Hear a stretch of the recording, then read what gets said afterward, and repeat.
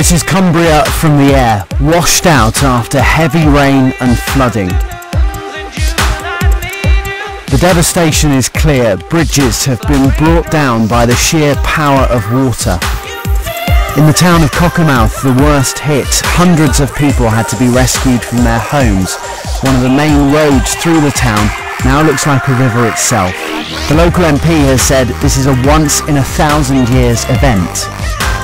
Elsewhere, the houses have been engulfed by floodwater. They look like islands now.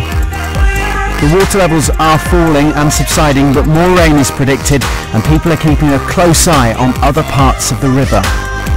Last night, the people who were evacuated spent the night in emergency centres. But why has Cockermouth suffered so badly? First, there's the weather. The area has been hit by torrential rain, almost a foot in some parts in just 24 hours, with much more to come. To make matters worse, the downpour has been accompanied by severe gales gusting at up to 95 miles per hour. And then there's the geography. Two rivers meet in the town, the Cocker and the Derwent. Both have burst their banks. The Environment Agency has 6 severe flood warnings in place, all in Cumbria. Environment Secretary Hilary Benn, who's in Cockermouth, said it may have been the wettest day ever recorded in Cumbria. He said even defences built after the floods of 2005 to withstand the 1 in 100 years flood couldn't cope with the volume of water.